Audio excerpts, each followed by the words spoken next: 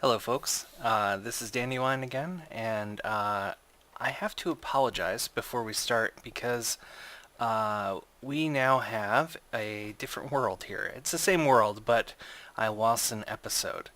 And I just want to walk you real quick through the things I did during that episode so that you can get back up to speed. So, number one, this room that I created in episode 2, I believe, I've decided to repurpose it. Originally, I was going to have a chicken farm. I've decided that it would be best if I made a smeltery in here, and I'll walk through that process more in detail when I actually have the resources to do it, because I don't right now. I also created a bed, because I'm tired of respawning in the middle of the jungle every time I die.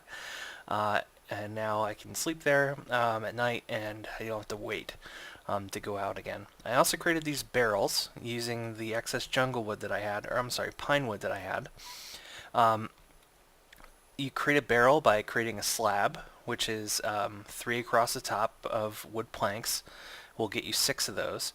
And then you do a U shape in the crafting grid with the wood that you want to make it out of. And the slab and the wood have to be the same type. And it'll hold 64 stacks of one item. And it'll display on the side here how many you have. And to put one in, you just have it ready and right click on it. You can double right click on it with the item in your hand, like with this gravel, to put all of that of what's in your inventory in there. So let's see, we have 2 stacks here of cobblestone, so I will add both of those by double right clicking. There we go. Okay, also I finished the stairway down the bedrock, and we're actually going to go down here so I can show you what else I've done. Here we go. Not quite bedrock, actually. If we hit F3 to see where we're at, it's actually at 12. That's actually the ideal. And I started doing some branch mining. And I found some diamonds almost immediately upon landing here. So I moved one chunk forward in order to start branch mining. Generally, there's only one set of diamonds per chunk. So once you find them, you pretty much just move on to the next one unless you want to find all the other resources that are in that chunk. I'll walk through the whole branch mining process in just a moment here. The other thing I did, I talked a lot about future plans. So future plans that I have for this series, I'd like to eventually turn this ravine that I'm in into a home. And the way I would do that is by making essentially the hill around it, making it almost like an underground bunker, but with a glass top so that the sunlight will still shine through, and I can create a tree farm basically on the bottom of the ravine, which will be kind of cool. And on the sides of the ravine will all be all the rooms of farms and machinery that I'll need to create. Okay, so branch mining. So the way to go about this is to go down to floor 12. That's because most of the lava lakes are actually one below on floor 11. So when you do the branch mining, you won't actually hit any, or you're less likely to hit them. And essentially, you just carve out, a 2 or 3 by 2 pathway going east and west, or north and south, doesn't matter, just as long as it's opposite directions. And then where you're going to start your branch mining, you just do a 2 by 1 corridor on either side, and then skip 2 rows, and then do another one, and skip 2 rows and do another one. And what these are is these are the paths that you're going to mine, and you're just going to mine straight. You're just going to keep going straight until well, you get bored or whatever. So I'll show you the branch mining I've done here. Everywhere you see cobblestone, essentially, is a place where I've mined out. And actually, I kind of jumped over here because there was a bunch of materials. Oh, here we go.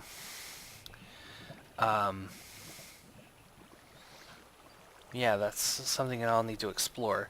But the main thing I wanted to show you here was that I ran into, almost immediately, a huge lava field. And you can see already that there are these oreberry bushes in here. So when I start clearing this out, I'll be able to get to the oreberry bushes, which will be kind of nice. And there's a bunch of stuff, but essentially this is kind of a dead branch off for me. Yeah. So, oh yeah, a couple other things that I neglected to mention. You may have noticed in episode 3 that my Whaley turned off, which is the What's in Front of Me mod. And I did that by accidentally hitting 1 on the number pad, which toggles it on and off. You can hit 0 and bring up the Whala settings, and you can, change it so that you have to hit 1 to see what's in front of you. I have come to be accustomed to being able to have it on all the time, and it's not very obtrusive to me. Okay, so in this episode, oh yeah, and we also found our first diamonds. Found 7 of them, as a matter of fact. I'm sorry I didn't find our first diamonds on camera. I will make sure that this episode we do find some more. So I have to drop all this stuff off here first, and this will just take a minute. Eventually all of these will be stairs. I just haven't gotten around to making them yet. It'll go much faster once I have stairs. Okay, so let's dump the rest of what we have in our inventory in here.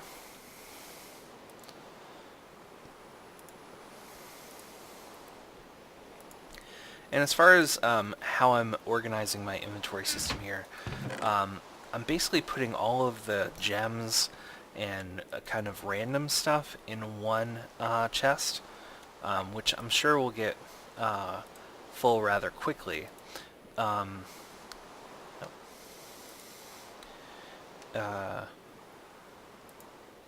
we go. And then in the other chest, what I'm doing is I'm putting all of the ores and building materials, as well as any tools that I want to hold on to, like these shears. So, in here, of course, the clay will go in, redstone, and the excess coal that we have. Okay. Oh, let me get rid of the rest of this here. For that string and the sapphire and the flint. Okay. And, oh, I have that dirt, which I will put into our barrel. Okay. Alright, so now we can go back down and do some more of this mining. I don't want to do a whole lot more, though, because I have these 2 iron pickaxes left. And my goal here, and hopefully I can get it done by the end of this episode, is to run out of iron tools by the time I make better ones with my smelter. And by better ones, I mean even if they're iron tools, just ones made with the smelter. I'm pretty sure I can do that by the end of this episode. So really quick though, I'm going to show you how this branch mine operation works. And since I know that there's a huge lava lake and a water supply going that way, I'm actually going to use and go this way this time. So basically you just mine out that 2x1. And anytime you see some material, obviously grab that. Another thing you'll want to do when you're doing this is turn on the monster spawning. And actually, I had said something incorrect in that one episode where I said that the yellow X's are monsters will spawn if you're not nearby, and then red ones they'll spawn when you are. That's not accurate. The yellow ones mean that monsters will spawn if it's dark outside. The red ones mean that they'll spawn whenever. So another mod that's on this pack that you might not know about is there's a option for right-clicking when you're holding a pick to place a torch, which is not working. Okay, we'll just place it. I know that works because I tried it on a different computer. I'm actually, I said this in the other episode, that I've had kind of a Minecraft education in the last like 2 weeks since I recorded those first batch episodes, because I've been playing on another computer, and I've been learning about all this stuff and kind of bringing it to this game. And when I came back to do that one episode, I remarked to myself just how far, quote, behind this game was. But that's only because I've been playing it 3 hours as opposed to, quite a few more. Okay, so yeah, like I said, you clear out all the assets that you want out of here, and that's that. And just for my sake, I usually keep it well lit, and then when the path deviates, I make sure that the path returns to what I want it to be, and keep going.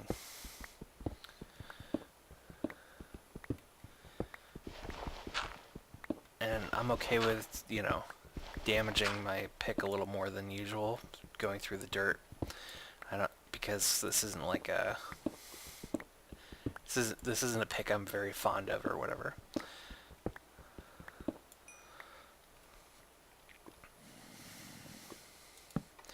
Later, when I have better tools and I have what's called an excavator, I will show you another way of mining that I like.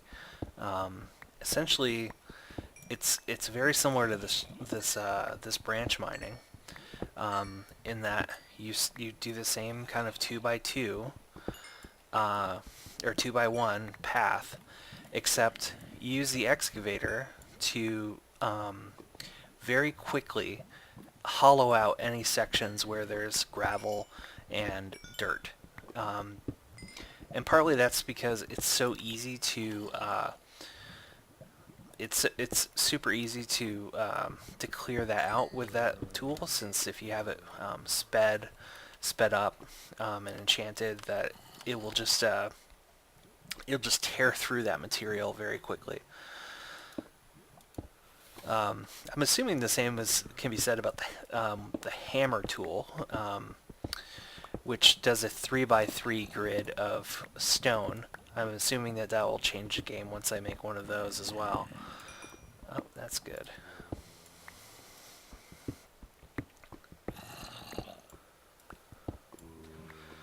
But if that happens, I will let you know. Okay, so lapis, which is good. The lapis, I remember that when I first started playing, lapis was kind of useless, but now I can't mine enough of it. Oh, that was, yep, see. That is why you don't ever want to mine straight down. I was lucky there in that lava pool was actually on level 10 and not 11, but that could have been bad. And yeah, I hear the growling everywhere. I'm probably near either a spawner or near a cavern. Oh, and there's some diamond. Okay, now I talked about this in the episode that we lost, but I am very careful when I mine diamonds. Diamonds aren't necessarily as needed in the days of thermal expansion and industrial craft and all these mine doubling and all these ore doubling and um, uh, oops, lost that coal too. Oop. I don't think I have a bottle. I don't think I have a bucket of water, so I have to be really careful here. It's like I said, diamonds are not as useful as they once were, but it's still good to be careful because they're so rare. Oh, and it looks like we have 4 of them here, which is kind of nice. Okay. So the same thing is going to apply to when we farm or when we mine obsidian. Is that so Minecraft blocks, right? Just like a 6-sided die, have 6 sides. And in order for us to be able to pick up the item and be safe, we really need to know what's on all 6 sides of it. So let's take this one here that I'm looking at in the middle. That's up there in the front.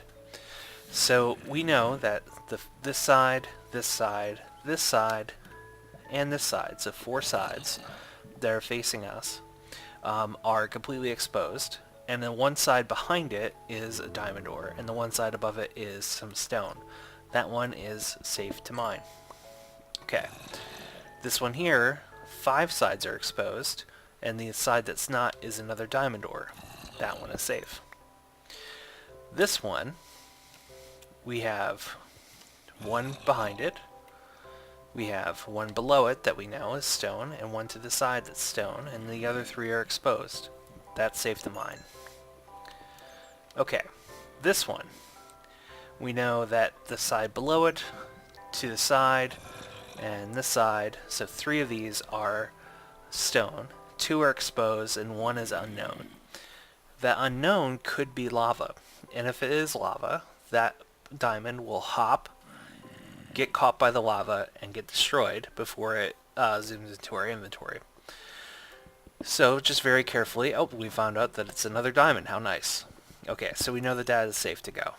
Okay, so and here we go. Again, we know that that's stone, but we don't know what's above it. Oh, that's stone. So we don't know what's behind it, which is stone. So 1, 2, 3, 4, 5. Oh, and we don't know what's back here, which is stone. Safe to mine. There we go. Just a couple seconds of, figuring it out, going all Sudoku on it, can really, save you from the heartache of losing a diamond. I'm going to shift click here. If you shift and walk, you're not going to fall off, but you'll very slowly move, and I'm trying to catch the edge here. No. Okay. Looks like that lava field is a little deeper than I thought it was, so I'm not going to get not going to get that coal just yet. Let's see if I can get this cobblestone. Nope. Okay. Alright, so we know that there is lava here. That's fine. And the way I can denote lava being somewhere is just placing a few extra torches around it. And that is, to me, is kind of a warning sign for me that I use that there is something up, because torches are cheap.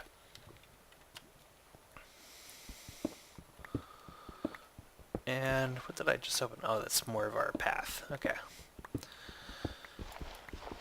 Alright, and actually for this I will use the shovel, since we're also trying to get rid of this. We'll eventually build a much better shovel. Chances are, because I've already done one of these mining expeditions, that I already have enough resources to make the good weapons that I want to make. are good tools that I want to make. Okay, so I'm going to be careful about these. Okay. There we go. Another thing about torches that you may or may not know is that they travel a distance of 7 squares. So if you're wondering like how many you should, how far apart you should space them, you should space them apart about 14 blocks for maximum effect. So 1, 2, 6, 7, 8, 9, 10, 11, 12. Well, that's not maximum, but at least 10 blocks apart is probably pretty good.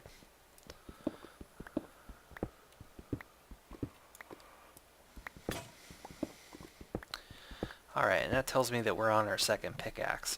And we already... Oh, and you can hear that. That means there's more lava around. Okay, so we actually got some more iron, some more silver, some more lead, and those 5 diamonds. So we're actually going to head back. And always remember that you can double-click W to speed up your walking. Okay, and we're back.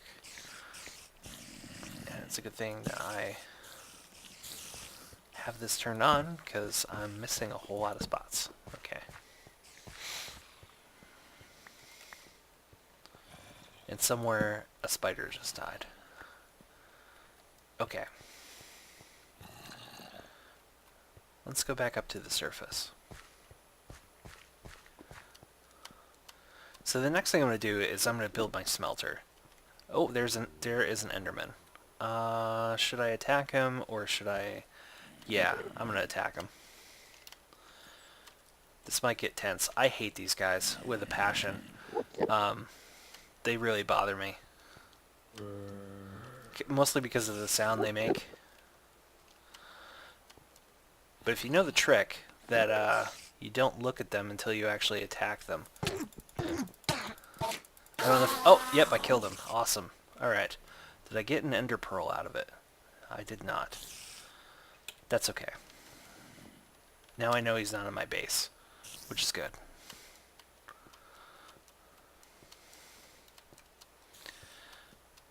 Okay. And we can see that the reason why he spawned is because there's all of this red up here, which is not good. Okay.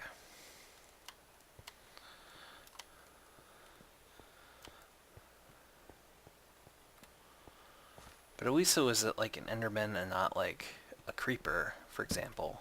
Something like that. Or something even nastier like the earth elemental that we ran into. Okay, so I'm going to eat a steak really fast. And we'll drop off our stuff and then we'll work on the smelter. Oops. Okay.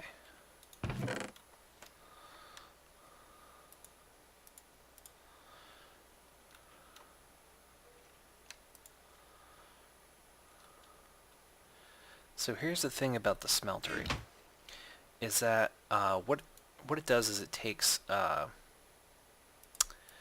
seared bricks, which I'll show you how to make, and it uses combinations of that to create the structure. Man, I have monster spawning areas all over the place. Okay, so you may have noticed this book that's right here. It's called Mighty Smelting, and it will appear in your inventory, as well as the second book. There's a materials in you. I don't see the other materials in you yet, but that's okay. I can create it if I don't have it. But let's look at the Mighty Smelting book. So you have it in your inventory, and right click on it, and essentially what it does is it'll show you how to build things and how to create the alloys and how to double your ores. Okay, so what we're going to need for this structure is a smeltery controller, a tank, some bricks, and then some bricks, maybe a seared tank, although no, probably not. Some drains, and a casting table. And we're also going to build a casting basin and some faucets, which we'll start off using the faucets, but we'll move on to more complicated stuff. Okay, so the first thing you need to do is have your area, and you have to lay down a 3x3 grid of seared bricks, which I've already done. And then what's going to happen is everything is going to go around the outside of that 3x3, essentially creating a 4x4 hollow 3x3 hollow space for our ores and metals to melt in. Okay, so first things first, we need to build a smeltery controller. How do we build a smeltery controller? Okay.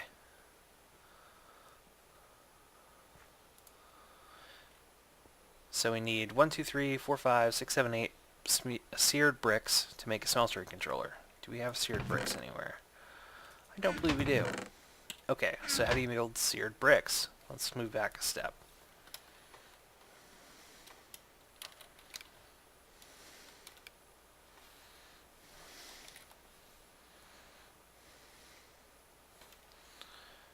Okay, seared brick is by smelting grout. Grout is made by combining clay, sand, and gravel together to make grout. And actually, this is a more efficient way to build it. Yeah. Alright, so let's... first, let me just drop everything off here. We might need to go grab some sand.